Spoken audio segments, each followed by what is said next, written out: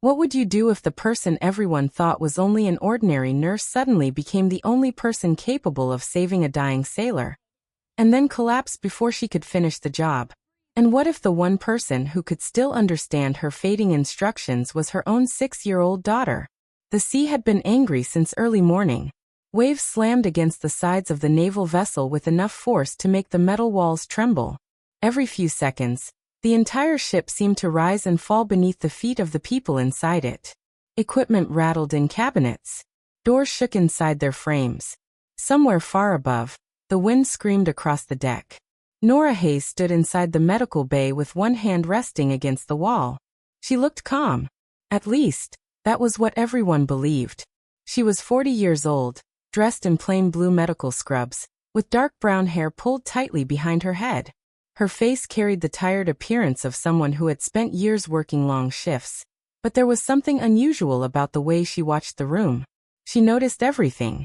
The movement of every person. The location of every medical instrument.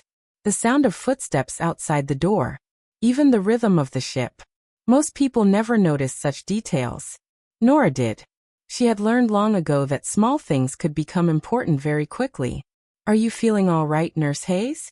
Lieutenant Commander Evan Mercer was standing near the medical cabinet, checking paperwork. Nora looked at him. "I've fine." It was technically true. She was still standing. She was still conscious. She was still doing her job. But for 3 days, a growing pain had been building on the lower right side of her abdomen. She had ignored it. She had told herself it was stress. Then she blamed the food. Then she blamed exhaustion. Nora had become very good at ignoring pain. She had once learned that skill under circumstances where complaining could mean the difference between completing a mission and losing someone. She didn't want to remember those years. Not anymore. She had spent the last 3 years trying to become someone else. Someone ordinary. Someone nobody would ask questions about. Someone who could work a quiet medical job, raise her daughter, and go home at night without hearing helicopters in her dreams. She had almost succeeded. Almost. Contract medical staff, Mercer muttered while looking through the paperwork. Things certainly are different these days. Nora didn't respond. She knew what he thought. He believed she was an ordinary civilian nurse who had been hired because the ship needed extra medical personnel. That was exactly what she wanted him to believe. She had no intention of correcting him. A small voice suddenly came from the other side of the room. "My mommy is the best nurse ever." Nora looked over. Her daughter, Emma Hayes, was sitting beside the storage cabinet. Emma was 6 years old. She wore a pair of oversized blue scrubs that her mother had altered herself. Around her neck hung a plastic toy stethoscope. Emma had been excited about spending family day aboard the ship. To her, the vessel was an enormous floating adventure. To Nora, it was a place filled with memories she had worked hard to bury. "Emma," Nora said gently, "stay in your seat." Emma nodded. Then she looked toward Mercer. "He doesn't think you're the best nurse." Nora almost smiled. "That's enough." Emma shrugged. She had inherited her mother's habit of watching people closely. That worried Nora more than she wanted to admit. There were things Emma had noticed over the years. The way Nora always sat facing the door in restaurants. The way she checked locks before going to bed. The way she woke instantly whenever she heard a strange sound. The way she could identify different aircraft noises without looking outside. Nora had never explained any of it. She thought children forgot things. She was wrong. A sharp pain suddenly cut through her abdomen. Nora's fingers tightened against the edge of the counter. She took a slow breath. For seconds in. For seconds holding. For seconds out. Emma noticed. She always noticed. "Mommy, I'm okay." Emma stared at her. Nora gave her a reassuring smile. The smile worked. For about 10 seconds. Then the door opened violently. A young sailor rushed into the room. "Commander Mercer." Mercer turned. "What happened?" "Someone fell near engineering. We need medical assistance." "How bad?" "Bad, sir. He fell down the ladder well. Maybe 15 feet. We can't get a stable reading on him because the ship keeps rolling." Mercer grabbed his medical bag. "Show me." The sailor turned toward the door. Nora watched him leave. Then she heard the sound. It was faint, almost hidden beneath the thunder and wind. A distant voice calling for help. Then another. Then silence. Nora knew that silence. Her entire body reacted before her mind could stop it. Someone was in serious trouble. She looked at Emma. Stay here. Emma nodded. Nora walked toward the door. Then she heard small footsteps behind her. She turned. Emma was following. I told you to stay. I was staying. You left the seat. But I'm still on the ship. Nora stared at her daughter. There was no time to argue. She lifted Emma into her arms and carried her into the corridor. The pain in her abdomen intensified. She ignored it. The corridor outside engineering was crowded. 6 sailors stood around a man lying on the deck. His name was Marcus Reed. He was a young petty officer. One leg was twisted badly beneath him. Blood was spreading across the metal floor. Commander Mercer was kneeling beside him. He looked confused. He was trying to decide what injury needed attention first. Nora immediately understood. The broken leg was not the main problem. She lowered Emma beside the wall. Stay here. Then she walked toward Marcus. Mercer looked up. Nurse Hayes, stay back. Nora ignored him. She crouched beside the injured sailor. Marcus, can you hear me? His eyes moved. Barely. Nora placed 2 fingers against his neck. His pulse was fast. Too fast. She checked his skin. Cold. Sweaty. She looked at his abdomen. Swollen. Her expression changed. He's bleeding internally. Mercer frowned. We don't know that. Ido. His leg is badly fractured. The leg isn't killing him. Nora looked directly at him. His abdomen is. Mercer hesitated. Nora extended her hand. Trauma kit. He didn't move. Now. Something in her voice made everyone listen. A sailor grabbed the trauma kit and handed it over. Nora opened it.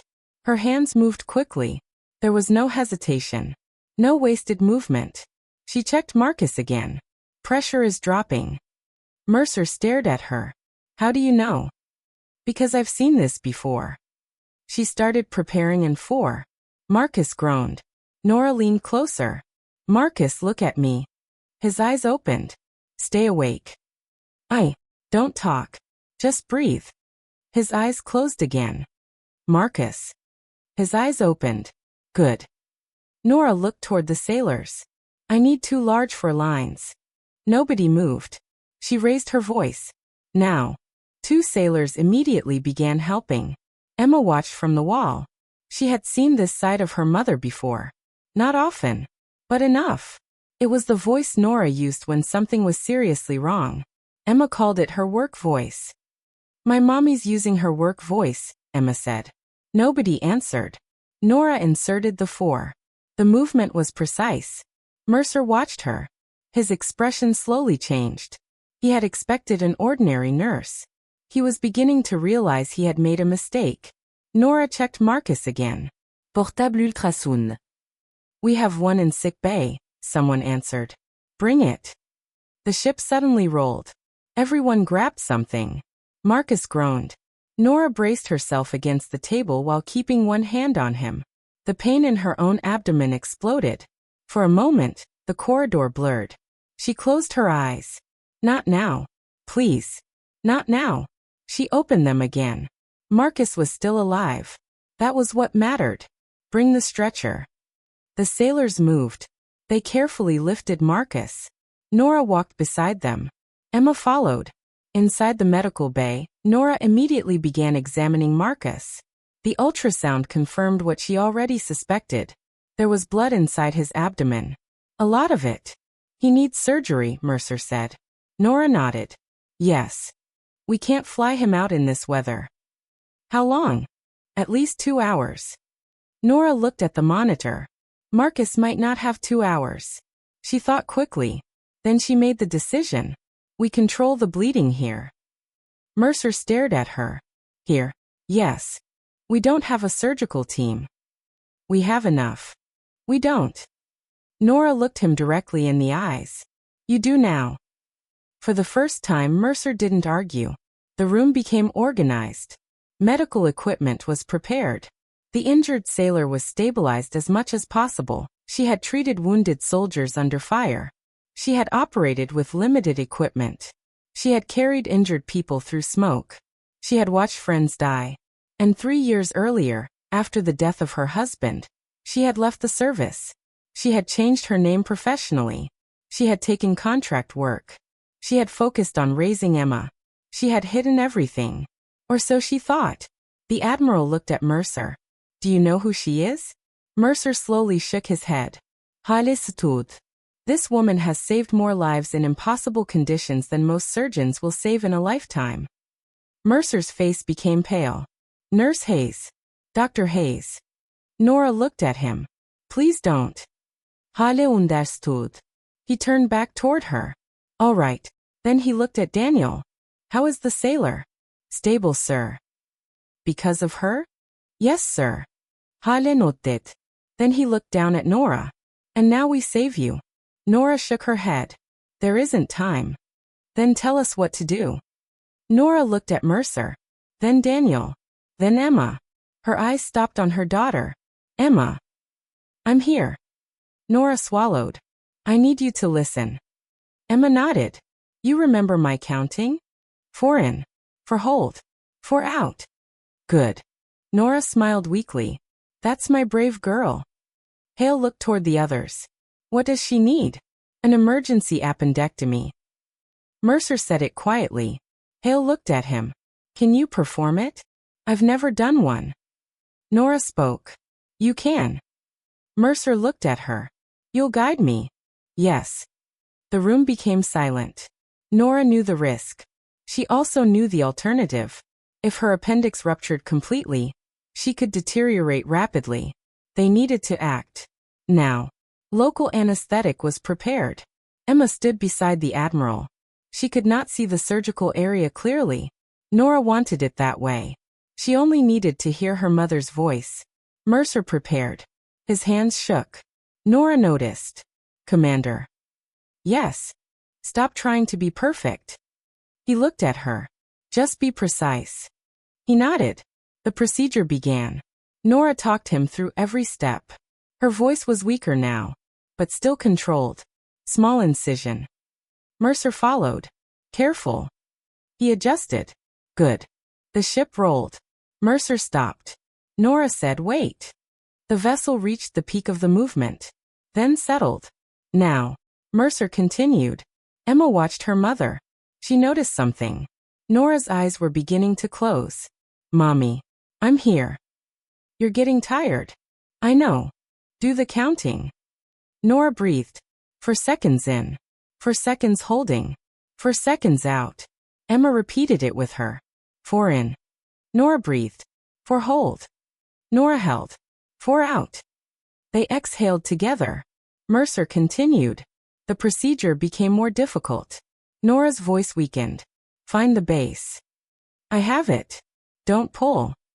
I'm not. Good. Emma watched her mother's lips. She could barely hear the words. Mommy says don't pull. Mercer nodded. I understand.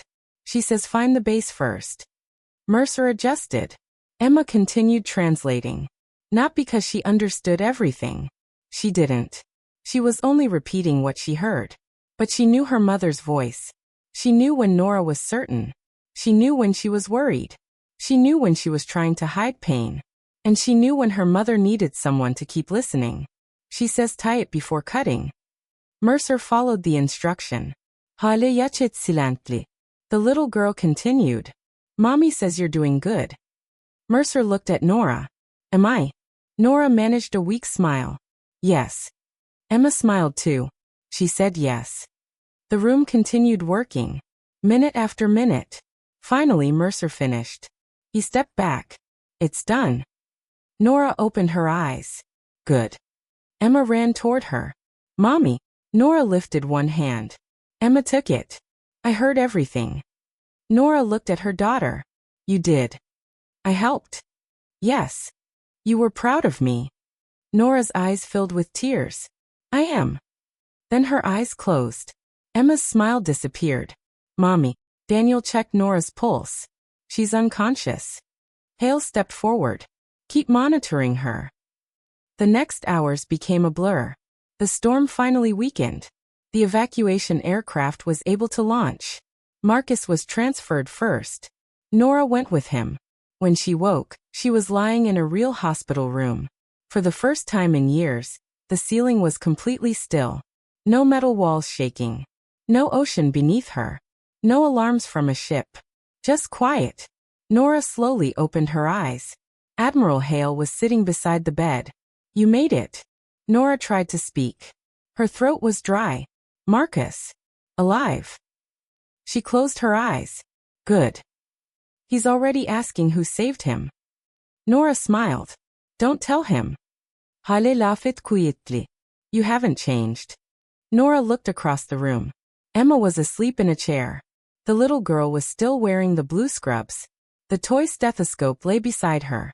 Nora stared at her. She shouldn't have had to do that. No, Hale said. But she did. Nora was silent. Hale continued. Children learn more from what we do than what we tell them. Nora looked at him. I wanted to protect her. I know. I didn't want her to know about the service. I know. I didn't want her to know what happened to her father. Hale was quiet. Then he said softly, you were trying to protect her from your pain. Nora nodded. But you can't protect someone from every painful truth. She looked toward Emma. I thought silence would keep her safe. Sometimes silence only makes children create their own explanations. Nora's eyes became wet. I miss Michael. I know. I still don't know how to talk about him. You don't have to know yet. Hales tut. But you don't have to hide him either. Nora looked at her sleeping daughter. After a moment, Emma opened her eyes. She looked around. Then immediately looked at her mother. Mommy. I'm here. Emma got up. She walked to the bed. You scared me. I know. Don't do that again. Nora smiled. I'll try. Emma climbed carefully onto the chair beside the bed. Then she looked at her mother. Are you still a secret? Nora thought about the question. For 3 years, she had answered every question about her past with silence. But now she understood something. Her daughter had already seen enough. Not the classified missions. Not every tragedy. Not every scar. But she had seen her mother save a life. She had seen her mother trust people. She had seen her mother become vulnerable. And she had helped her survive. No, Nora finally said. I'm not a secret anymore. Emma smiled. Good. Why? Because I don't like secrets. Nora laughed softly. Neither did she anymore. Outside the hospital window, the storm had disappeared. The sky was pale and clear. The sea was beginning to settle. And somewhere in another room, Marcus Reed was recovering because a woman who wanted to remain invisible had decided, for one more day, to step forward. Commander Mercer later requested advanced trauma training. Daniel Ortiz became one of the strongest medical corpsmen on his unit. Admiral Hale offered Nora a position teaching emergency battlefield medicine. At first she refused. Then she thought about Marcus. She thought about Mercer. She thought about the moment her daughter had repeated her instructions. Most of all, she thought about the years she had spent believing that hiding her strength was the same thing as protecting the people she loved. She finally understood the difference. There was nothing wrong with being quiet. There was nothing wrong with walking away. But sometimes the life you are trying to hide is also the part of you that could help someone else survive. Nora accepted the teaching position. Not because she wanted attention. Not because she wanted medals. Not because she wanted anyone to call her a hero. She accepted because she had learned that skills are not meant to disappear. They are meant to be passed on. And Emma grew up knowing the truth about her mother. Not every secret. Not every dangerous detail. But enough. Enough to understand that courage did not mean being fearless. It meant being afraid and still doing what needed to be done. Years later, Emma would remember the storm. She would remember the medical bay. She would remember her mother's voice becoming weaker. And she would always remember one simple lesson. Sometimes the person saving everyone else needs someone to save them too. And sometimes that person is the smallest voice in the room. Why would a woman who had once saved people in places where almost no one survived choose to hide her greatest skill from everyone around her? For Nora Hayes, the answer was simple. She was tired of being she hadn't heard that name spoken aloud in years. It belonged to someone she had tried to bury. Someone who had survived things Nora didn't want to remember. Someone who had carried wounded soldiers through places where bullets tore through walls. Someone who had learned to operate with shaking hands while explosions shook the ground. Someone who had once been praised as fearless. Nora knew the truth. She had never been fearless. She had simply learned to function while afraid. I don't want that life anymore. I didn't ask you to return to it. Then what do you want? I want you to teach. Nora looked at him. Teach. Advanced trauma medicine. She shook her head. No. Think about it. I already did. You've been awake for 30 seconds. I've had 3 years to think about it. Hale leaned back. Then think again. Nora almost laughed. You always were difficult. And you always were stubborn. Emma moved in the chair. Both adults became quiet. The little girl opened her eyes. She looked around. Then she saw Nora. Mommy, I'm here. Emma immediately stood and walked to the bed. She carefully climbed onto the chair beside her mother. Does it still hurt? A little. Are you going to die? The question was so direct that Hale looked away. Nora didn't. No. Emma studied her. Promise? I promise I'm going to do everything I can to stay here. Emma nodded. Then she looked at Hale. Are you the Admiral? Hale similet. Yes. You're very old. Nora covered her mouth. Hale stared at the child. Emma continued. My mommy said old people know lots of things. Nora laughed. I never said that. You did. When? Last week. Nora looked at Hale. He was trying not to laugh. Your daughter is very honest. Too honest. Emma leaned closer to her mother. Are you still hiding? Nora's smile disappeared. Hale looked toward the window. Emma waited. She had asked a simple question. But Nora knew there was nothing simple about it. No, Nora finally said. I'm not hiding anymore. Emma smiled. Good. Why? Because I already know. Nora felt her chest tighten. Know what? That you're not just a nurse. Silence. Emma pointed toward the Admiral. He knows too. Hale notet. Yes. Emma looked back at her mother. Are you a doctor? Nora swallowed. Yes. A really good doctor? Nora smiled. I try to be. Emma thought about it. Then why did you tell people you're just a nurse? Nora didn't know how to answer. Because the truth was complicated. Because being a nurse sounded ordinary. Because nobody asked questions. Because the title didn't attract attention. Because she wanted to become invisible. But none of those explanations seemed appropriate for a 6-year-old. I wanted a quiet life. Emma nodded slowly. Did Daddy know? Nora's face changed. Hale looked down. The question had reached the place they had both been avoiding. Yes, Nora whispered. He knew. Was Daddy a doctor too? No. What was he? Nora took a breath. He was a soldier. Emma stared at her. I knew it. Nora smiled sadly. How? The picture. Nora remembered. The small box beneath the bed. The old photograph. She had forgotten that Emma had found it. You saw that picture. Yes. What else did you see? The letters. Nora's heart sank. What letters? The ones you keep. She closed her eyes. Emma had seen more than Nora realized. Mommy. Yes. Why don't you talk about Daddy? Nora looked at her daughter. Because every time she said his name, the room felt empty. Because remembering him hurt. Because his last message was still stored on an old phone she couldn't bring herself to turn on. Because Michael had died doing the same thing Nora had spent years trying to forget. He had gone to work. He had believed he would come home. He hadn't.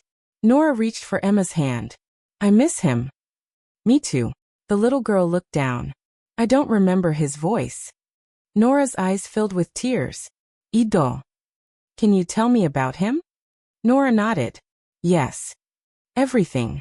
Nora paused. Not everything today. Emma accepted that. Some today. Nora smiled. Some today. Hale kuitlistud.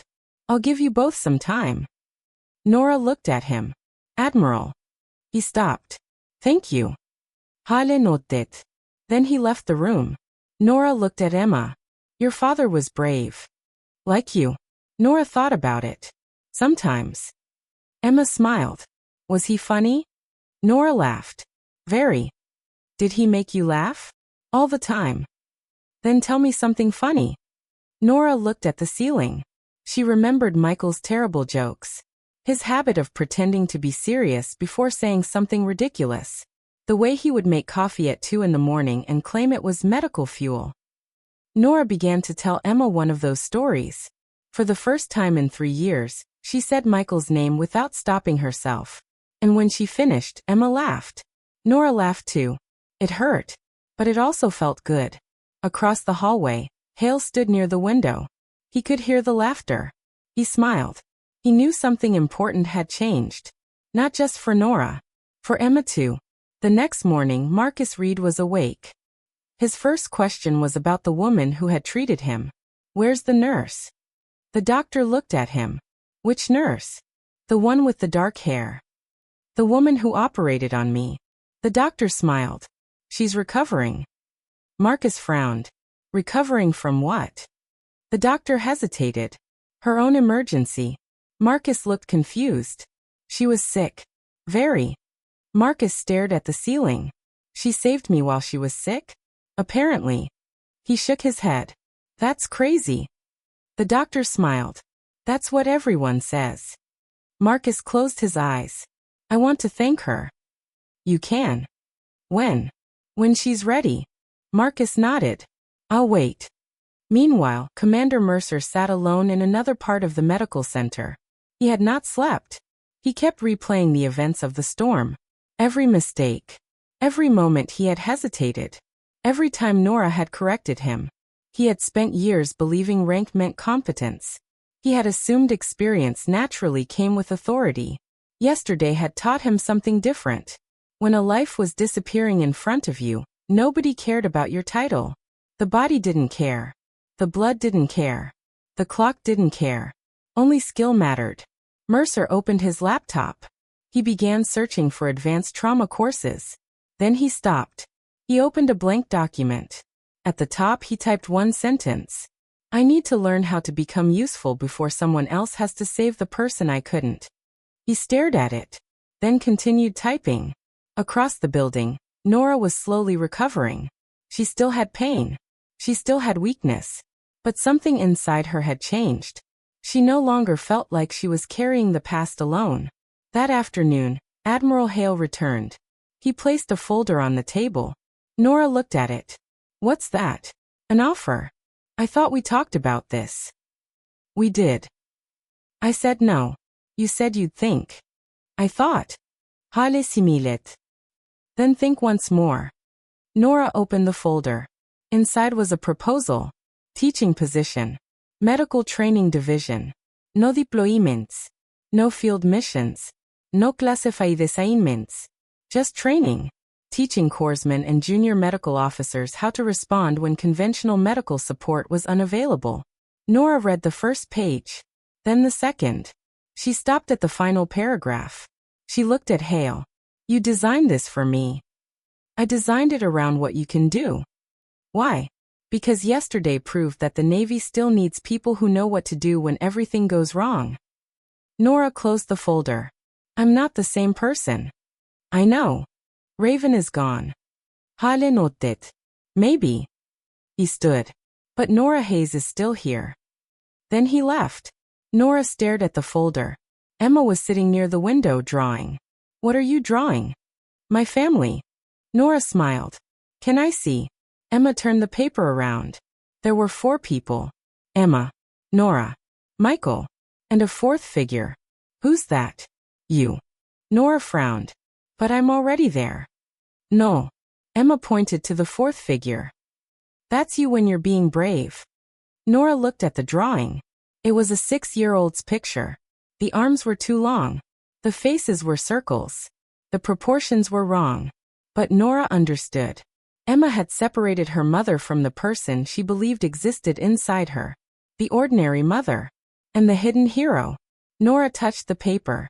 Which one is me? Emma pointed. Both, because she understood something adults often spent years learning. You don't become brave when you stop being afraid. You become brave when you keep moving while fear is still there. And Nora Hayes finally stopped trying to choose between the woman she had been and the woman she had become. She decided to be both. What happens when a woman who spent years hiding her greatest ability is suddenly placed in front of people who desperately need to learn exactly what she knows? For Nora Hayes, stepping into that classroom was harder than walking into the storm had been. The room was filled with young medical officers and corpsmen. Some had combat experience. Some had only worked inside controlled hospitals. A few looked confident enough to believe they already knew everything they needed. Nora knew better. She stood at the front of the room with her hands resting lightly against the edge of the table. On the table sat a medical kit. Nothing unusual. No advanced machines. No expensive equipment. Just the basic tools people might have when everything else had gone wrong. Nora looked at the faces in front of her. Before we begin, she said, I want you to forget almost everything you think you know about perfect emergencies. Several students exchanged confused looks. Real emergencies are not clean. People don't politely wait for you to finish your assessment. Equipment disappears. Lights fail. Communication breaks down. Someone is always shouting. And sometimes the person giving you instructions is bleeding too. The room became completely silent. Nora picked up a pair of gloves. The question isn't whether you will become afraid. She pulled the gloves over her hands. You will. The question is whether you can still think when fear arrives. A young corpsman raised his hand. Nora looked at him. Yes. Ma'am, are you saying fear doesn't affect experienced people? Nora smiled. No. I'm saying experienced people learn how to work while they're afraid. She walked toward the first training station. And that is something you cannot learn from a book alone. The exercise began. Nora gave the students a simulated casualty. Within seconds, the room became chaotic. One student started checking the wrong thing. Another began asking too many questions. A third froze completely.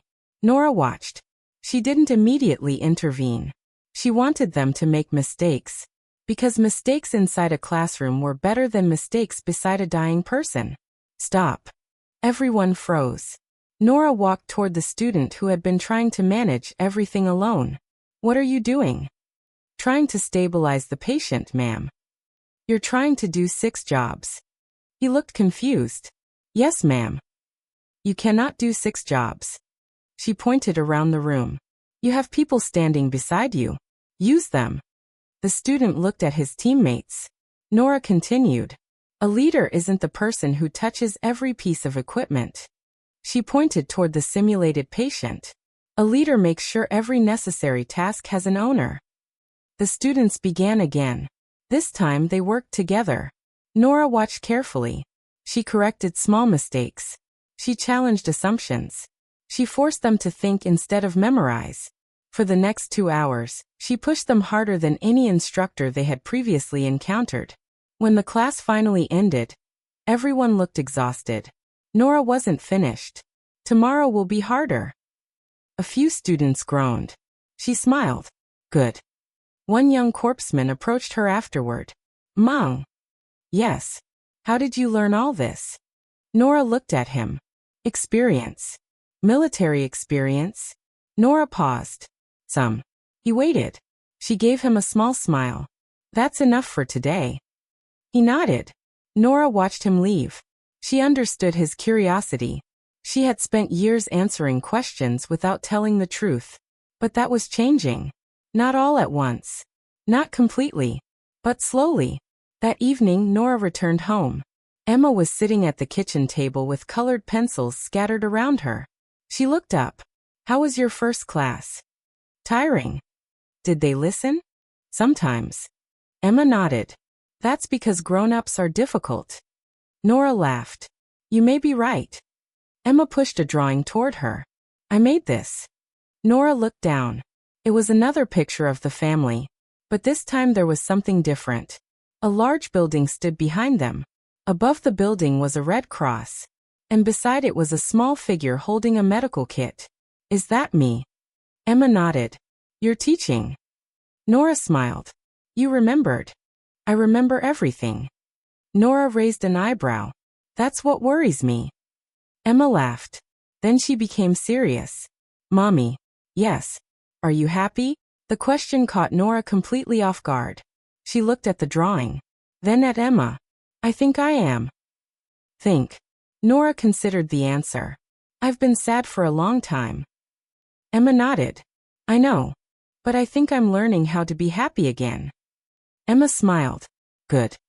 That night, after Emma went to bed, Nora stood alone in the kitchen. The house was quiet. For years, silence had frightened her. Tonight it didn't. She opened an old drawer. Inside was a small wooden box. She stared at it for several seconds before taking it out. She opened the lid. Inside were photographs, old letters, a military identification card, and one photograph of Michael. Nora picked it up. She ran her thumb across the edge.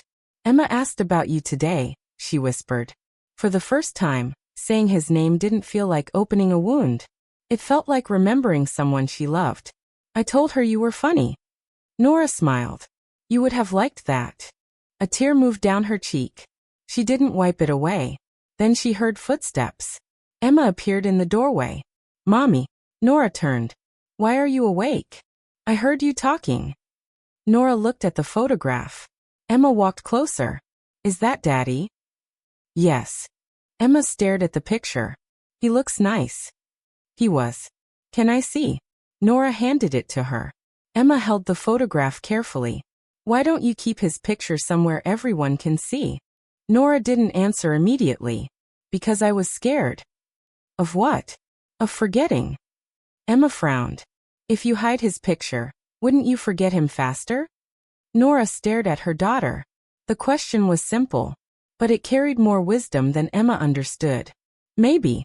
Emma handed the picture back. Then don't hide it. Nora looked at Michael's face. She nodded. Maybe I won't. The next morning, Nora placed the photograph on the living room shelf. It was the first time Michael's picture had been displayed openly in their home. Emma noticed immediately. She smiled. Better. Nora smiled. Better. Meanwhile, across town, Commander Mercer was beginning his own training. He had become a different man since the storm. The arrogance was gone. Not completely, but enough. He had started asking questions. Real questions. Instead of pretending to know everything, he admitted when he didn't. His instructors noticed. One afternoon he received a message. It was from Nora. Training review at 0700 tomorrow. Bring your notes. Mercer smiled. He knew exactly what that meant. She was going to make him work. The next morning he arrived early. Nora was already there. She placed a scenario on the table. Your patient is unconscious. Mercer began. Nora stopped him. Don't touch the patient. He looked confused. Why? Because you haven't looked around. He scanned the room. What am I looking for? Everything. He looked again. Nora waited. He noticed the spilled liquid, the damaged electrical cable, the unstable shelf, the blocked exit. He finally understood. Scene safety. Exactly. She nodded. Your first responsibility is not to become another casualty. Mercer smiled. Understood. Nora stepped back. Begin. He did. This time he was different. He assessed. He delegated. He communicated. He stayed calm. Nora watched. When the exercise ended, she nodded. Better. Mercer smiled. That's the closest thing to praise I've received from you. Don't get used to it. He laughed. For the first time, they were becoming colleagues instead of opponents. But Nora's new life was about to become more complicated. Because not everyone was happy that she had returned. There were people who remembered Raven. People who remembered what she had done. And people who remembered what had happened the night Michael Hayes died. One of those people was watching from a distance. A former officer named Victor Kane. He had served with Nora years earlier. He knew her real history. He knew why she had left. And he knew that her return to military medicine could bring old secrets back to the surface. Kane sat inside a parked vehicle across from the training facility. He watched Nora walk through the entrance. Then he made a phone call. She's back. Nora folded her arms. What could he want? Hale didn't answer immediately. Have you contacted anyone from your old unit? No. Has anyone contacted you? No. Think carefully. Nora looked away. Then she remembered something. 3 weeks ago. Hale vaitet. I received a letter. What kind? No return address. What did it say? Nora walked toward the cabinet. She opened a drawer. Inside was a folded piece of paper. She handed it to Hale. He opened it. There were only 6 words. Some debts survive longer than people. Hale stared at the message. Why didn't you tell me? Because I thought it was nothing. You should have told me. I was trying to keep my life normal. Hale looked at her. Nora, normal ended when someone started photographing your house. She knew he was right. Before she could answer, footsteps came from upstairs. Emma appeared. She rubbed her eyes. Mommy. Nora immediately softened her expression. I'm here. Emma looked at Hale. Is the Admiral staying for breakfast? Hale similet. Apparently. Emma nodded. You should have pancakes. Hale looked at Nora. Do I get a choice? No. Emma smiled. Good. For a few minutes, the tension disappeared. Nora made pancakes. Emma sat at the table. Hale helped by pretending he knew what he was doing. He burned the first pancake. Emma laughed. You said you were good at everything. Hale looked offended. I never said that. You did. When? Yesterday. Nora smiled. The moment felt normal. Almost too normal. Then Hale's phone vibrated. He looked at the screen. His smile disappeared. He stepped away from the table. Yes. Nora watched him. He listened. Then he said one sentence. Keep him there. He ended the call. Nora immediately knew. What happened? They found Kane. Where? Near the training facility. Nora's stomach tightened. Did they arrest him? No. Then what? He disappeared. Nora looked toward Emma. She lowered her voice. How?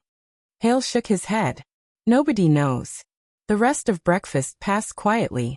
After Emma left for school, Nora and Hale sat at the kitchen table. What are you not telling me? Nora asked. Hale siket. There was an incident years ago. Nora looked at him. I know. No. You know part of it. What part don't I know? Hale looked down. Your husband's death was investigated as an operational accident. Nora became still. Yes. But there were questions. What questions? The equipment failure. Nora stared at him. What about it? The official report said it was mechanical. And someone challenged that conclusion. Who? Hale looked directly at her. Victor Kane. Nora's face changed. What are you saying? I'm saying Kane believed Michael's death wasn't an accident. Nora stood. Why didn't you tell me? Because the investigation was classified. Michael was my husband. I know. You had no right. I was trying to protect you. Nora laughed bitterly. Everyone always says that. Hale remained silent. Nora walked toward the window. What did Kane find? We don't know. Then why is he back? That's what we're trying to determine. Nora turned. Did you ever believe the report? Hale hesitated. That hesitation was enough. Nora understood. You didn't. I had doubts. How many? Enough. She closed her eyes. For 3 years she had believed the worst day of her life had been explained. Now she realized she might have been living with a lie. That evening, Nora went into the attic. She hadn't opened the old storage boxes in years. Dust covered everything. She moved one box aside. Then another. Finally, she found what she was looking for. Michael's old field bag. She placed it on the floor. Her hands trembled slightly. She opened it. Inside were medical gloves, a flashlight, a small notebook, several photographs, and a sealed envelope. Nora stared at it. She had never seen the envelope before. There was no name on it. Only a date. The date of Michael's death. Nora's heart began beating faster. She opened it carefully. Inside was a single memory card. No explanation. No letter. Nothing else. Nora took it downstairs. She didn't tell Emma. She didn't tell Hale. Not yet. She found an old laptop. She inserted the card. A single video file appeared. The date matched the night Michael died. Nora clicked it. The video was dark. The camera was moving. Michael's voice could be heard in the background. Nora, if you're watching this. The video stopped. Nora froze. She tried again. The same thing happened. The file was damaged. She leaned back. Her hands covered her face. Michael had recorded something. Something he had wanted her to see. And someone had apparently tried to make sure she never did. The next morning, Nora took the memory card to Hale. He examined it. Where did you find this? In Michael's bag. Are you sure it was his? Yes. Hale became serious. Don't show this to anyone. I wasn't planning to. I mean anyone. Nora looked at him. Why? Because if this is connected to what I think it is, we may have a much bigger problem. What do you think it is? Hale hesitated. Evidence. Evidence of what? I don't know yet. Nora stared at him. I've spent 3 years believing Michael died because something went wrong. Hale noted. What if something went wrong because someone wanted it to? Neither spoke. Then Nora's phone rang. It was the school. She answered immediately. Hello. A woman's voice came through. Mrs. Hayes. Yes. This is Emma's teacher. Nora's heart sank. Is Emma okay? She's fine physically. What happened? There was a man outside the school. Nora stood. What man? He asked about Emma. Nora's face went pale. What did he ask? He asked whether she was Nora Hayes' daughter. Hale stood too. Where is Emma now? She's in the classroom. Keep her there. Nora grabbed her coat. Don't let anyone take her. The teacher sounded frightened. I won't. Nora ended the call. Hale was already moving toward the door. Let's go. The drive to the school felt endless. Nora's hands were tight around the steering wheel. Hale sat beside her. Stay calm. I am calm. No, you're not. Nora looked at him. My daughter is inside a school with someone asking about her because of my past. Hale said nothing. Nora continued driving. When they arrived, the school was under temporary security lockdown. Teachers were moving children away from the windows. Nora ran inside. Emma. A teacher stopped her. She's safe. Where? Room 12. Nora hurried down the hallway. She opened the door. Emma ran toward her. Mommy. Nora dropped to her knees and hugged her. Are you okay? Emma nodded. Did someone talk to you? No. Did you see the man? Emma thought. I saw him outside. What did he look like? Gray hair. Nora's stomach dropped. Was he wearing a dark coat? Emma nodded. Yes. Hale stepped into the room. He looked at Nora. Kane. Nora nodded. Then Emma quietly said something. Mommy. What? He gave me something. Nora froze. What? Emma reached into her backpack. She pulled out a small folded piece of paper. Nora opened it. There were only 4 words. Ask your mother about Raven. Nora felt the blood drain from her face. Emma looked confused. Who is Raven? Nora couldn't answer. Hale took the note from her. His expression became grim. He knows about your daughter. Nora looked at Emma, then at the note, then at Hale. He wants me to come after him. Hale nodded. Yes. But why? Because he knows you will. Nora folded the paper. For years, she had believed that walking away from her old life had protected Emma. Now she understood the opposite. Her silence had not erased the past. It had only delayed its return. And someone had just found the one thing Nora could never ignore. Her daughter. That night, Nora sat beside Emma's bed until she fell asleep. She watched her daughter breathe. Then she walked downstairs. Hale was waiting. We need to talk. I know. I found something. Nora showed him the memory card. Then she showed him the note. Hale stared at both. We're running out of time. Nora looked at him. What do we do? Hale ansvaret quietly. We find Victor Kane before he finds us again. Nora shook her head. No. Hale fronet. What would you do if you discovered that the death you had spent 3 years trying to accept might never have been an accident? Nora Hayes had spent years telling herself that some questions were better left unanswered. Now one of those questions had reached her daughter, and she could no longer pretend the past was harmless. Emma was asleep upstairs. Nora stood in the kitchen with the small memory card resting between her fingers. Across from her, Admiral Hale remained silent. Neither of them wanted to say what they were both thinking. Michael had left something behind. Something he had wanted Nora to find. And whatever it was, someone was willing to frighten a 6-year-old child to keep it hidden. Nora looked at the memory card again. I need to see the video. Hale notet. Then we need someone who can recover the damaged file. Can you? No. Nora looked surprised. Hale gave a tired smile. I know how to command ships. I don't know how to repair corrupted video files. Then who can? I know someone. Samuel Cross. Hale notet. Nora remembered the name. You said he worked with Michael. He did. What exactly was his job? Hale pouset. Intelligence and communications. Nora's eyes narrowed. Why didn't I know about him? Because you weren't supposed to. Michael knew. Yes. Nora felt another wave of anger. So my husband was working on something I knew nothing about. He was protecting you. That's what everyone keeps saying.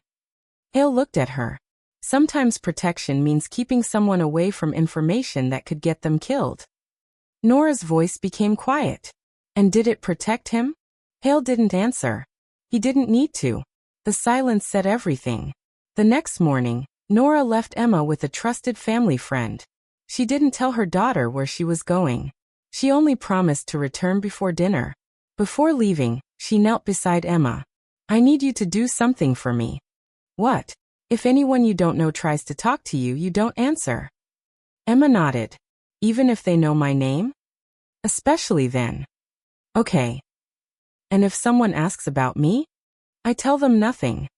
Nora smiled. Good. Emma hugged her. Are you going somewhere dangerous? Nora hesitated. No. It wasn't exactly true. But it wasn't exactly a lie either. She kissed Emma's forehead. I'll be back.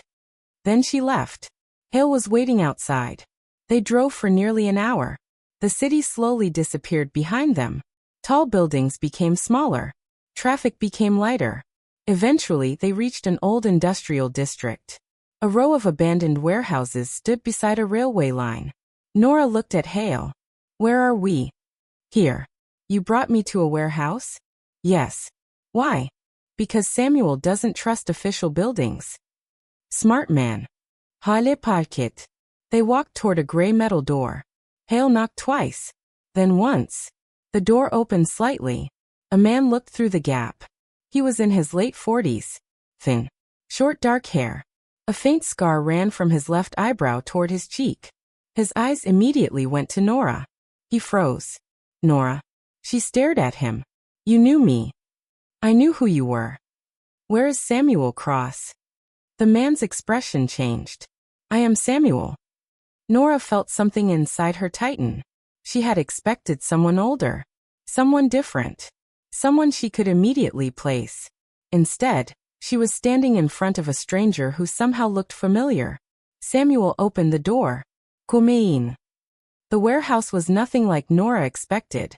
It looked abandoned from the outside. Inside, however, there were computers, radio equipment, storage cases, old military communication devices, and several monitors. Samuel closed the door behind them. Hale remained near the entrance. Nora walked toward the nearest screen. How long have you been here? For years. Why? Because leaving was safer than staying. Nora looked at him. For you. For everyone. She turned. What happened to Michael? Samuel lowered his eyes. That's why you're here. Nora stepped closer. Tell me. Samuel didn't answer. Hale interrupted. Show her. Samuel looked at Hale. Then nodded. He walked to one of the computers. Michael contacted me 2 days before he died. Nora's breathing changed. What did he say? He said he had discovered something. What? I don't know. Nora stared at him. You don't know? I knew he was frightened. Michael wasn't easily frightened. I know. Samuel opened a folder. There were financial records. Nora frowned. Financial records? Payments. From whom? We couldn't identify the source. How much money? Enough to attract attention. Nora looked at Hale. He remained silent. Samuel continued. Michael believed someone inside the operation was taking money from a private contractor. Nora's expression hardened. Corruption. Possibly. Was Victor Kane involved? Samuel didn't answer immediately. That hesitation was enough. Nora stepped closer. Was he? Samuel finally said. Kane knew about the investigation. That isn't what I asked. Samuel looked at her. I don't know if Kane was responsible. But you suspected him. Yes. Nora's hands tightened. Then why didn't anyone investigate? They did. And the investigation disappeared. What does that mean? Files were removed. By whom? We never found out. Nora stared at him. And Michael? Samuel looked down. He got too close. The room became silent. Nora felt as though she had been hit. What did he find? Samuel walked toward another computer. We recovered part of his final transmission. Nora's heart started beating faster. Play it. Samuel inserted a small drive. A video appeared. The image was dark. Michael's face was barely visible. Nora stopped breathing. It was him. Older than the photograph Emma had seen. Tired. Serious. Alive. Michael looked directly into the camera. If you're seeing this, something went wrong. Nora's eyes filled with tears. Michael continued. I don't know who I can trust. The recording broke into static. Then returned. If Nora ever sees this, tell her I didn't leave by choice. Nora covered her mouth. Hale looked away. Samuel continued playing. Michael's voice became quieter. The files are not about money. Nora leaned closer. They're about people. Static. Then another sentence. People who were never supposed to exist. The screen went black. Nora stood completely still. What does that mean? Samuel shook his head. We don't know. Then find out. We tried. You stopped. We had no choice. Nora turned toward him. You had a choice. Her voice was shaking now.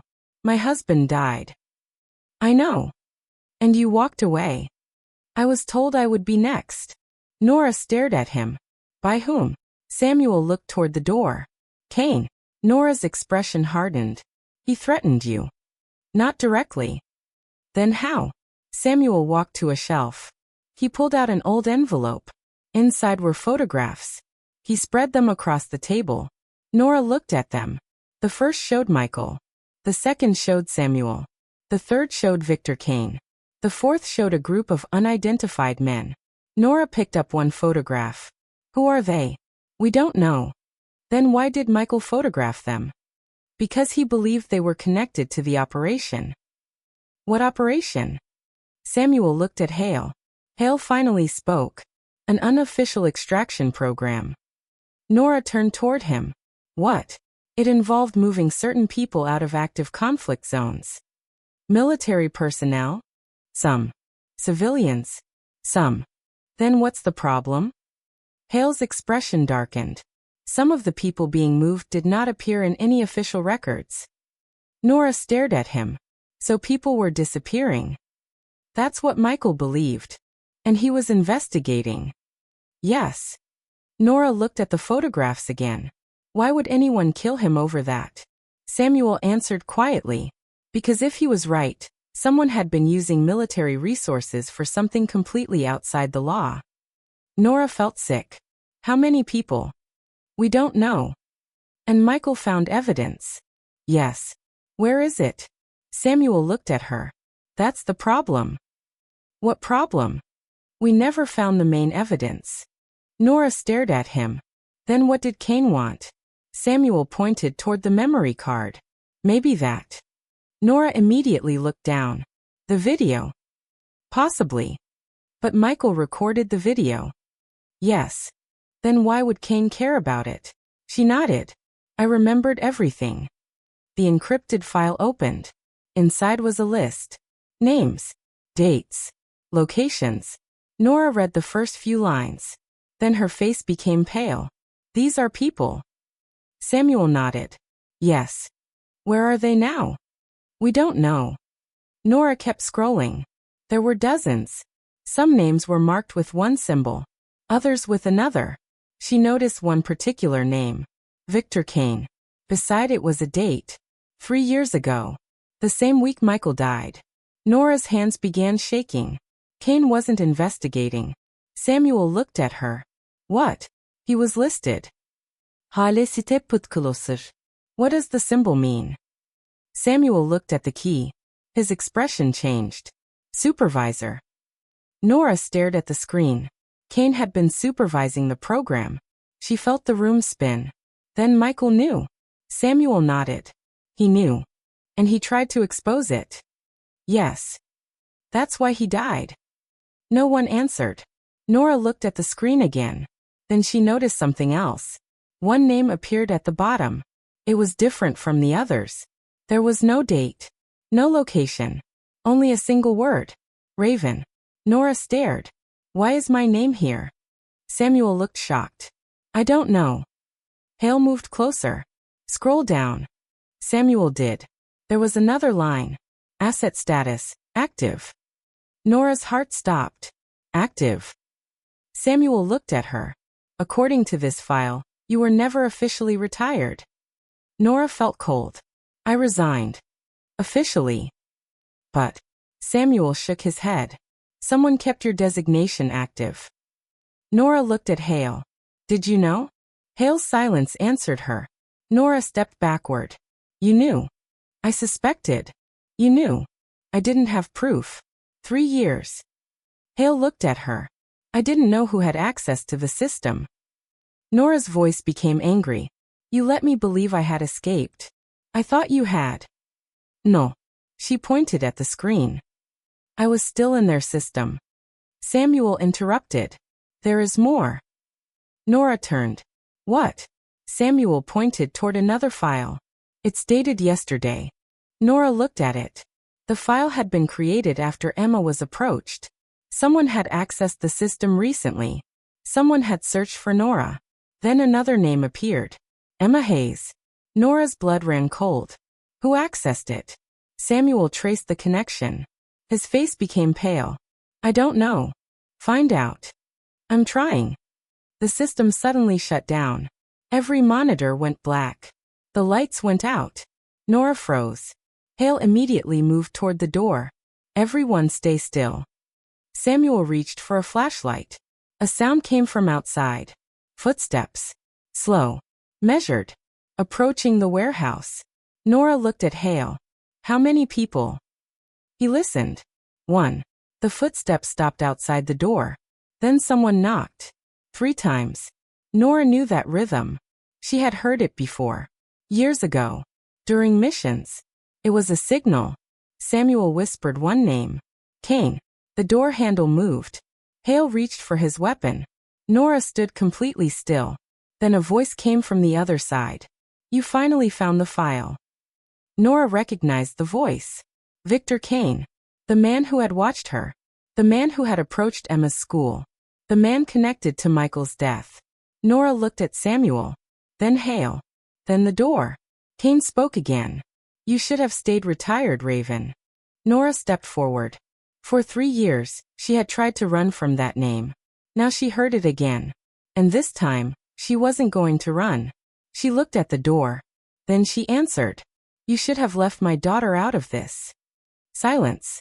Then Kane laughed softly. You still don't understand, Nora. What don't I understand? This was never about your daughter. Nora's expression hardened. Then what is it about? Kane's voice became quiet. It's about what Michael discovered before he died. Nora waited. What did he discover? Kane answered with 4 words. Who was really giving orders? Then the light suddenly returned. But Kane was gone. Only a small envelope remained outside the door. Nora opened it. Inside was a photograph. It showed Michael standing beside someone. Nora recognized the person immediately, and her entire understanding of the past began to collapse. Because the person standing beside Michael was someone Nora had trusted for years. Dr. Raven. The name hung in the medical room like a warning from another life. Emily opened her eyes slowly. She had not heard that name spoken aloud in 3 years. Not by anyone. Not since the day she walked away from the military and promised herself that the past would remain buried. But now Vice Admiral Richard Hale was standing in front of her. And he knew. Sophie looked from her mother to the Admiral. Dr. Raven? Emily tried to sit up. Richard immediately placed a hand near her shoulder. Don't move. I've fine. You've said that too many times today. There was no anger in his voice. Only concern. Emily looked away. Daniel stood several feet behind the Admiral, completely confused. Sir, he finally said. You know Nurse Carter? Richard looked at him. I know Emily Carter. Then he looked back at the woman on the floor. But I knew her by another name. Daniel swallowed. Which name? Richard paused. Dr. Raven. Daniel's face changed. He had heard that name before. Everyone who had spent enough time around military medical operations had heard stories about Dr. Raven. The surgeon who could work under impossible conditions. The officer who had saved wounded soldiers when evacuation was impossible. The woman who had once walked through gunfire to reach injured men trapped behind a damaged vehicle. But most of those stories had never included a real name. They were simply stories. Until now. Emily slowly turned her face toward Daniel. I didn't want anyone to know. Daniel looked ashamed. I didn't know. I know. If you're enjoying this emotional part of the story, take a moment to support the channel. Hit like, subscribe for more powerful stories, and share this video with someone who believes every person has a hidden story. Richard crouched beside Emily. You need surgery. I know. Immediately. I know that too. Richard looked toward Daniel. How bad? Daniel hesitated. Possible ruptured appendix. Her symptoms suggest infection has already started spreading. Richard nodded. Can we get an aircraft? The storm is still too dangerous. Richard checked the clock. How long? At least another hour, maybe longer. Emily closed her eyes. She knew what that meant. Every minute mattered. She had seen patients die because help arrived 10 minutes too late. She wasn't going to become one of them. Daniel. He looked at her. Yes. You have to operate. His eyes widened. Me. You're the senior medical officer here. I'm not a surgeon. Neither am I supposed to be operating on myself. Daniel looked uncomfortable. Emily continued. You've assisted with abdominal procedures before. Not an appendectomy. You don't need to perform a perfect operation. What do I need? You need to follow instructions. Daniel stared at her. You want to talk me through your own surgery? Emily gave him a weak smile. I've done stranger things. Richard looked at Emily. You shouldn't have to do this. I don't have another choice. Sophie stepped closer. I can help. Everyone looked at the 6-year-old. Daniel frowned. No. Emily looked at Sophie. The little girl was serious. I can help Mommy. You are 6 years old, Daniel said gently. I know. You can't be involved in surgery. Sophie looked at her mother. Emily could see the fear hidden behind her daughter's brave expression. She reached for Sophie's hand. You don't have to help with the operation. Sophie shook her head. But I can help you stay calm. Emily smiled. Yes. That was something Sophie could do. She had learned her mother's breathing technique. She knew when Emily was frightened. She knew when her mother was pretending not to be. And she knew her voice better than anyone. Then stay close, Emily whispered. Sophie nodded. If this story is touching your heart, don't forget to leave a like, subscribe to the channel, and share this story with someone who needs a little courage today. The medical room was quickly prepared. Richard ordered everyone unnecessary to leave. Only Daniel, Aaron, Sophie, and himself remained. Emily lay on the examination table. Her face was pale. Sweat covered her forehead. But her eyes remained focused. Aaron prepared the medication. Daniel washed his hands. His hands were shaking. Emily noticed. Daniel. His face remained calm. But inside he was struggling. He had watched soldiers endure pain before. He had watched surgeons work while injured. But watching Emily guide another person through surgery on herself was different. She was doing something almost nobody could imagine. And she was doing it because there was no other option. Careful, Emily said. Daniel stopped. What? The tissue underneath. He looked. She was right. He had nearly moved too quickly. Good catch. Emily closed her eyes. Keep going. Sophie continued counting. 1, 2, 3, 4. Her little voice filled the room. It became the rhythm everyone followed. If you're still with us, show your support for this incredible mother and daughter. Tap like, subscribe for the next part, and share this story with someone who believes love can give people strength they didn't know they had. Emily began explaining the next step. Daniel listened carefully. Find the appendix. I think I see it. Don't pull. Daniel stopped. Okay. Inflamed tissue can tear easily. He nodded. Sophie watched her mother. Emily's face was becoming less focused. Her voice was getting weaker. Mommy, I'm here. Are you tired? Little bit. Then I'll talk. Emily smiled. Okay. Sophie began telling her mother about something she had done earlier. She talked about the little toy rabbit she had left in their room. She talked about how the storm sounded like an angry giant. She talked about how she wanted pancakes when they got home. She kept talking. Anything to keep her mother's eyes open. Anything to keep her awake. Daniel continued working. The appendix was badly inflamed. Emily recognized the danger immediately. Don't squeeze it. Daniel stopped. Okay. Find the base. He searched carefully. There. Good. Tie it before you cut. Daniel's hands moved slowly. His confidence was growing. Not because he suddenly knew everything, but because he had learned to trust the person guiding him. Richard watched him. The officer who had once dismissed Emily now depended entirely on her. That was the irony of the entire situation. The person he had thought needed supervision was the one teaching him how to save a life. Emily's eyes began to close. Emily. Richard stepped closer. Stay awake. I'm trying. Sophie leaned forward. Mommy. Emily opened her eyes. I'm here. You have to keep talking. I know. Tell him what to do. Emily nodded. Daniel. Her voice was barely audible. He leaned closer. What? The base. I have it. Good. The tie. I'm doing it. Don't cut until it's secure. I understand. Emily smiled weakly. Good. Sophie repeated the instructions. Don't cut until it's secure. Daniel looked at the child. Then back at Emily. Understood. He finished the tie. The dangerous part was almost over. Emily's breathing became slower. Her eyes drifted shut. Sophie became frightened. Mommy. Emily opened them again. I'm here. You closed your eyes. I was resting. Don't rest yet. Emily gave a tiny laugh. Bossy. Sophie smiled through her tears. Because you're bossy too. Richard turned his face away for a moment. The sight was almost too painful. A 6-year-old girl was helping her mother survive an emergency that no child should ever have witnessed. But Sophie wasn't thinking about how unusual the situation was. She was simply doing what her mother had always done for her. Staying.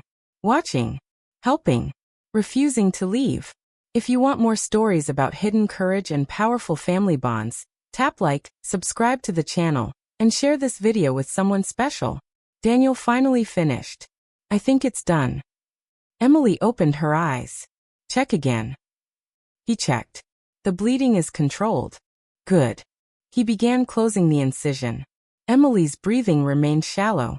Sophie kept counting. In for 4. Emily breathed in. Hold. She held. Out. She breathed out. Again. And again. The storm continued outside. But inside the medical room, something had changed. The panic was gone. Everyone was working together. Daniel finished the final stitches. It's done. Emily opened her eyes. She searched the room. Then she found Sophie. The little girl was crying, but she was smiling too. I did it, Sophie whispered. Emily reached toward her. Yes, baby. I helped. You did. I remembered everything. Emily's eyes filled with tears. I know. Sophie carefully touched her mother's hand. I heard every word. Emily squeezed her fingers. You were amazing. Then Emily's eyes closed. This time she couldn't force them open. Emily, Richard said. No answer. Daniel checked her pulse. She's unconscious. Richard's expression tightened. Is she stable? Daniel checked the monitor. Yes. He looked at the woman on the table. Then at Sophie. Then at the old admiral. I don't understand. Richard looked at him. What? Who is she really? Richard was silent for a moment. Then he answered. Someone who spent years trying to forget who she was. He looked toward Emily. Before she became a nurse, she was one of the finest combat trauma surgeons the Navy ever had. Daniel lowered his eyes. Dr. Raven. Richard nodded. That's what they called her. Why did she leave? Richard didn't answer immediately. His eyes moved toward Sophie. Because of the little girl. Sophie looked up. Me. Richard crouched beside her. Yes. Why? Your mother lost someone she loved. Sophie already knew. Daddy. Richard nodded. Your father was a military medic. Sophie looked at Emily. Was he a hero too? Richard smiled sadly. Yes. What happened? Richard took a slow breath. He died while trying to save other people. Sophie became quiet. Mommy never talks about him. I know. Why? Because sometimes people hide their pain because they think hiding it will protect the people they love. Sophie thought about that. Then she looked at her mother. But I don't want Mommy to hide anymore. Richard's eyes softened. Neither do I. The room became quiet again. Then Daniel asked the question that had been waiting in his mind. Sir, what happens now?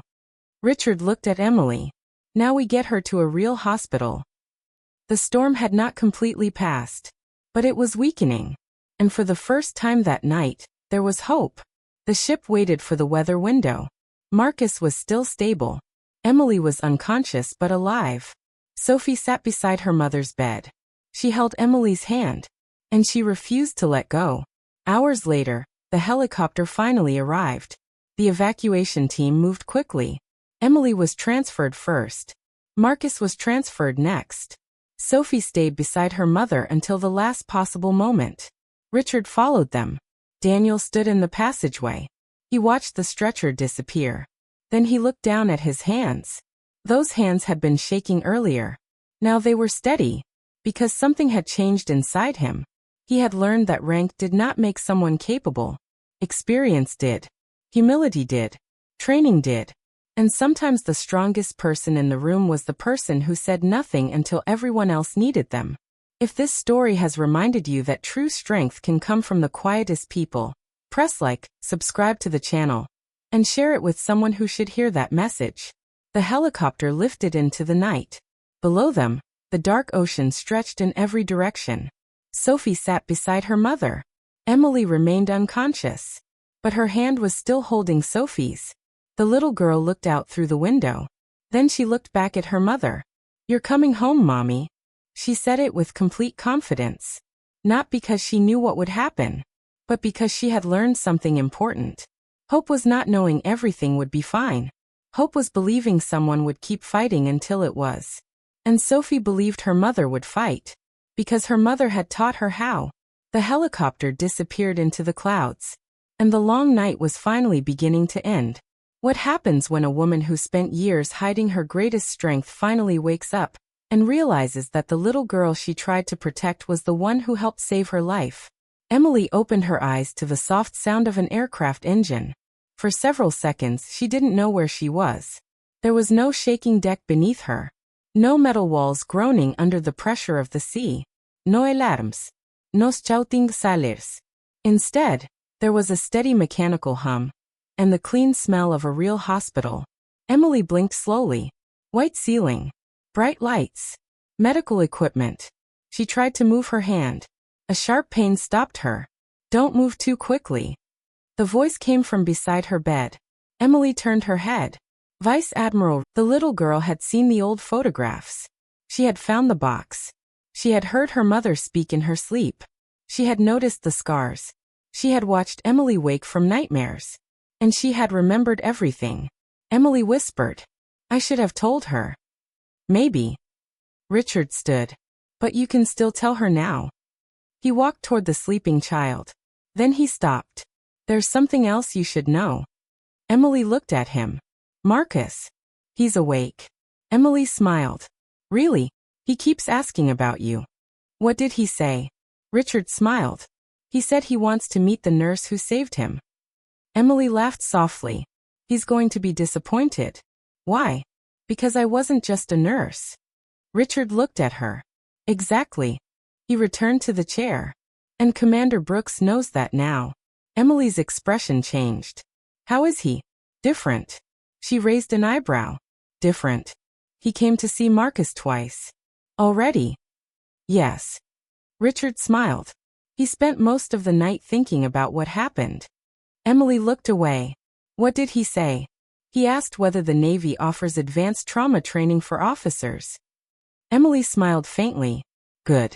He also asked about you. What did he ask? How someone with your experience ended up working as a temporary nurse. Emily sighed. I wanted a quiet life. Richard nodded. And did you get one? Emily looked toward Sophie. Not exactly. Richard smiled. No. For a moment, neither of them spoke. Then Richard's expression became serious. Emily, I want to offer you something. Emily looked at him. I don't want another deployment. I'm not asking you to deploy. Then what? I want you to teach. Emily remained silent. Teach what? Advanced trauma medicine. Emily looked confused. Combat medicine. Richard continued. Field surgery. Emergency response. Decision-making under pressure. The things you know better than most people alive. Emily shook her head. I left that life. You left the battlefield. Richard leaned forward. You didn't leave your skills. Emily didn't answer. You saved Marcus because you couldn't stop yourself. Because he needed help. Exactly. Richard smiled. That's why I'm asking. Emily looked toward the window. Outside, the morning sky was gray. The storm had finally passed. The world looked peaceful. But Emily knew peace was not the same thing as forgetting. For 3 years, she had believed she had to choose between being a mother and being the person she had once been. Maybe she had been wrong. Maybe she could be both. Maybe Sophie didn't need a mother who was ordinary. Maybe she simply needed a mother who was honest.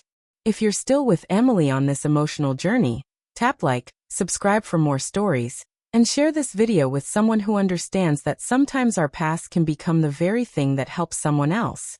Richard stood again. I'll let you rest. Emily nodded. He started toward the door. Admiral? He stopped. Yes. Thank you. Richard turned. For what? For remembering. His expression softened. I never forgot. Emily looked down. Most people did. Not the people who mattered. Richard opened the door. Then he paused. Get some sleep, Dr. Raven. Emily smiled. I haven't been called that in a long time.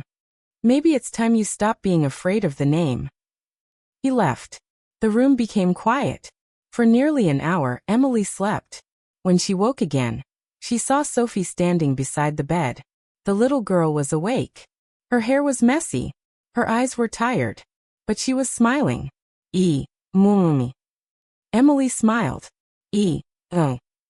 Sophie climbed carefully onto the chair beside the bed. You scared me. I know. I thought you were going to die. Emily's heart broke. I'm sorry. Sophie looked at her seriously. Don't do that again. Emily laughed softly. I'll try. Sophie leaned closer. Mommy. Yes. Are you really Dr. Raven? Emily became still. She knew this question would come. She had simply hoped it would come later. Who told you that? The Admiral. Emily looked toward the door. Then back at Sophie. Yes. Sophie thought about it. What does Dr. Raven mean? Emily took a slow breath. It was a name people gave me when I worked as a military surgeon. Like a superhero? Emily smiled. Not exactly. Did you save people? Sometimes. Lots of people? Emily looked away. Some. Sophie studied her mother's face. Why didn't you tell me? Emily felt tears building. Because I was scared. Of what? That you would be scared of me. Sophie immediately shook her head. I'm not scared of you. I know that now. You were scared. Very. Sophie thought for a moment. Did Daddy know? Emily's face changed. There was the question she had avoided for 3 years. She nodded. Your father knew. Was he a soldier? Yes. Was he a doctor? He was a military medic. Sophie smiled. Like you. Yes. Was he brave? Emily's eyes filled with tears. Very. Sophie reached for her mother's hand. Did he save people? Yes. Then I think you were both superheroes. Emily laughed through her tears. We weren't superheroes. Yes, you were. Sophie sounded completely certain.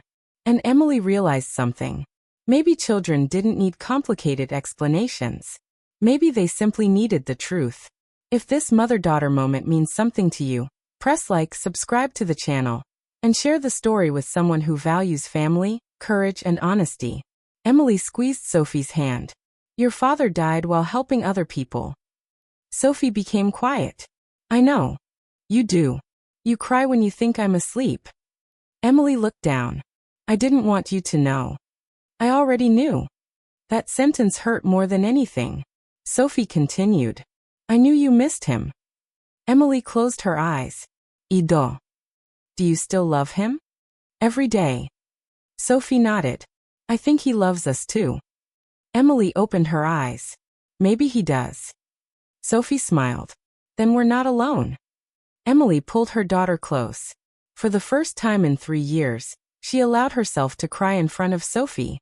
Not quietly. Not secretly. Not after the child was asleep. She simply cried. And Sophie held her. The little girl who had spent her whole life believing she needed to be protected had finally discovered something important. Her mother needed protection too. Not from danger. From loneliness. And sometimes the strongest thing a child can give a parent is simply the courage to stop hiding. The door opened. A nurse entered. Dr. Carter? Emily looked up. Yes. We have a visitor. Who? The nurse smiled. Petty Officer Marcus Reed. Emily's expression brightened. Let him in. Marcus entered slowly. He was pale and moving carefully. But he was alive. He looked at Emily. Then at Sophie. Then back at Emily. Mom. Emily smiled. How are you feeling? Marcus laughed. I should be asking you that. I've fine. Marcus raised an eyebrow. You really need to stop saying that. Emily laughed. Sophie smiled. Marcus moved closer. I don't remember everything. That's normal. But I remember your voice. Emily looked at him. You kept telling me I wasn't going to die. You listened.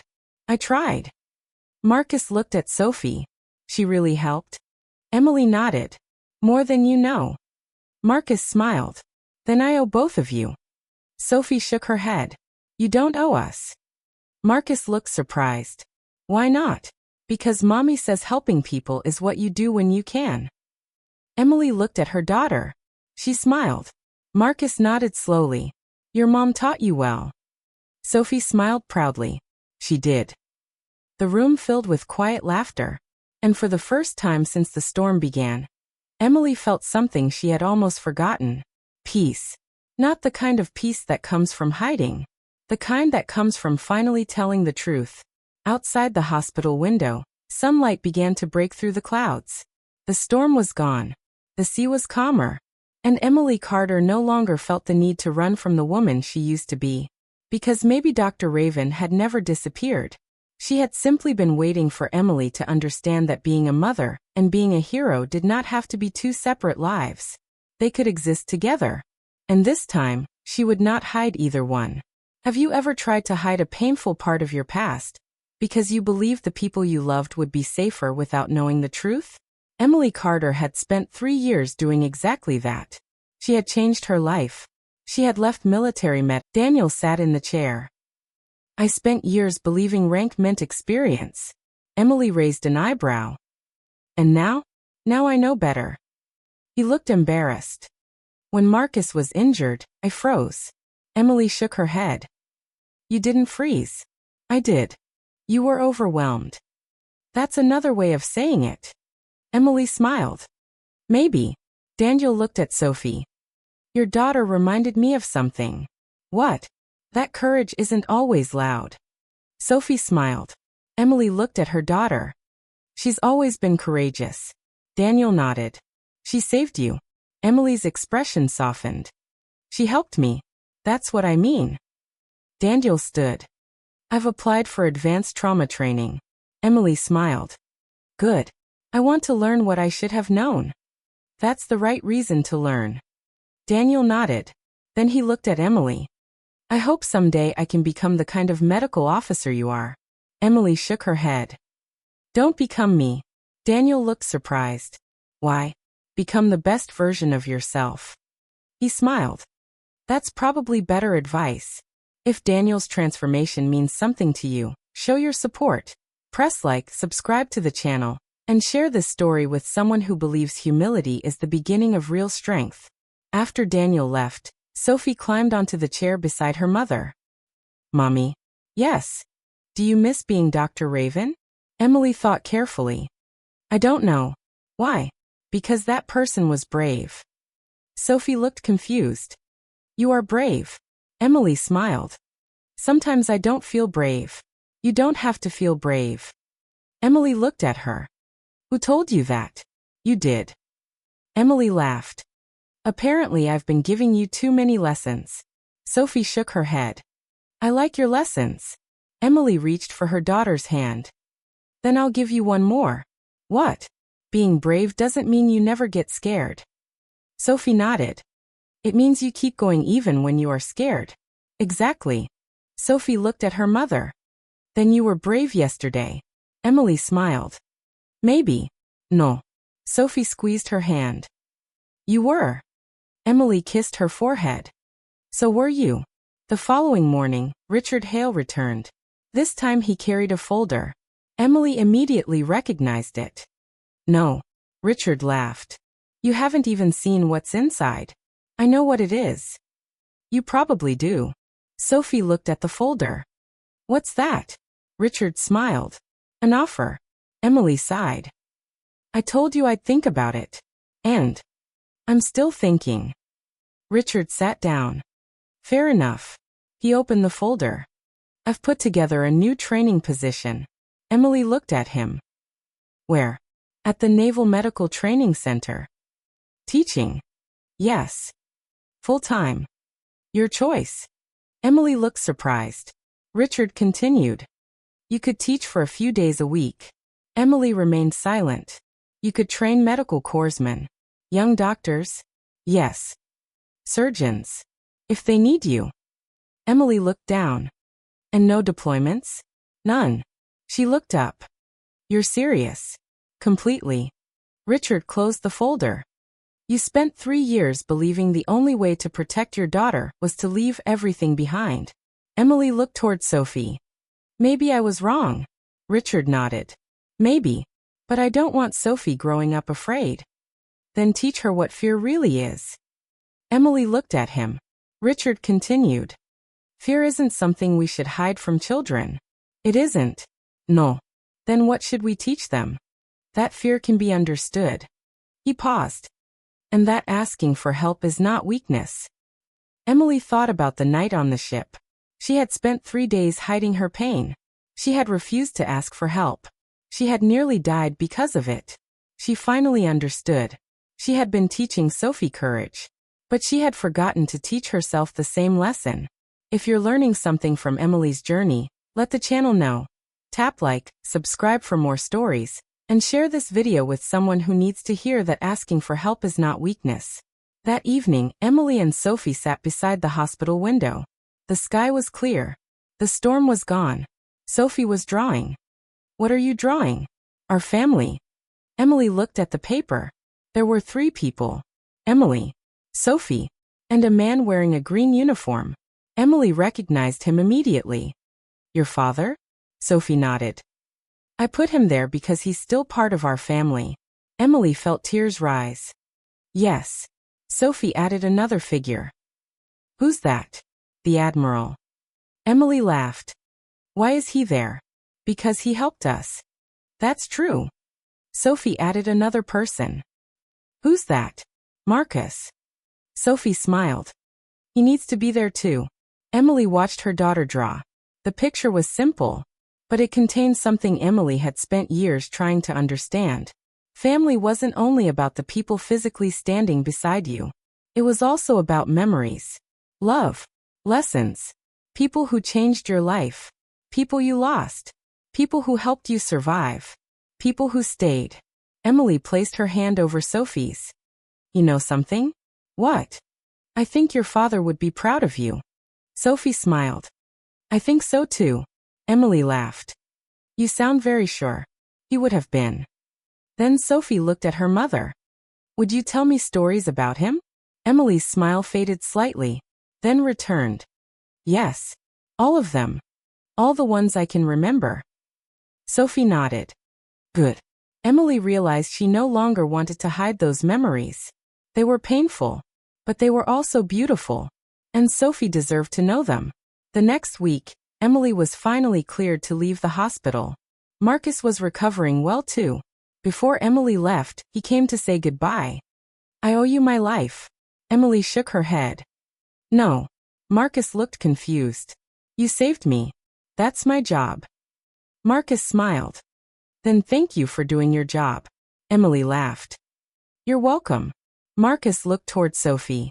And thank you too. Sophie smiled. I didn't do much. Marcus shook his head. You did more than you realize. Sophie looked at her mother. Emily smiled. He means it. Marcus nodded. I do. Before leaving, Marcus gave Sophie a small metal medical badge. It isn't real military equipment. Sophie looked at it. Then what is it?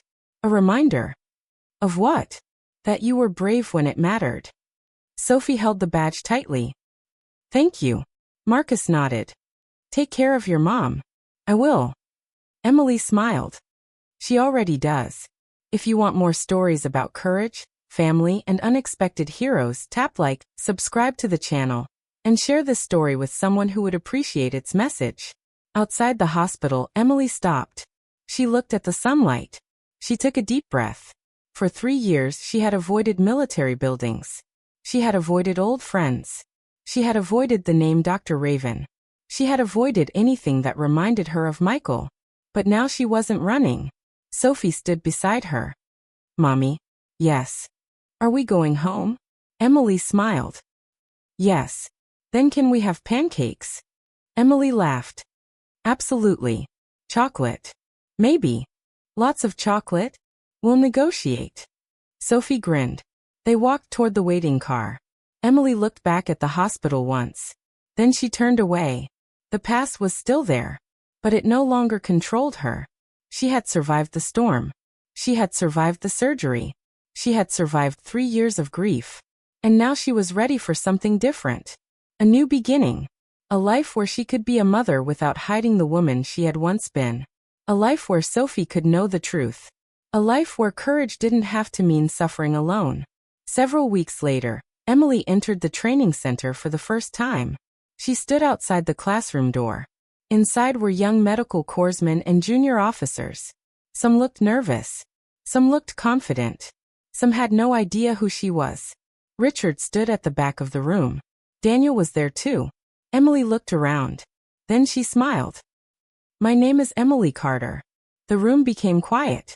I used to be called Dr. Raven. Several people looked at one another. I spent years working in places where there was no time to panic and no room for mistakes. She paused. But today I'm not here to teach you how to become heroes. Everyone listened. I'm here to teach you how to keep people alive. She looked toward Daniel. And I'm here to teach you that knowing when to ask for help is just as important as knowing what to do. Daniel smiled. Emily continued. You will make mistakes. She looked at the young medical corpsman. You will become afraid. Then she looked around the room. And someday,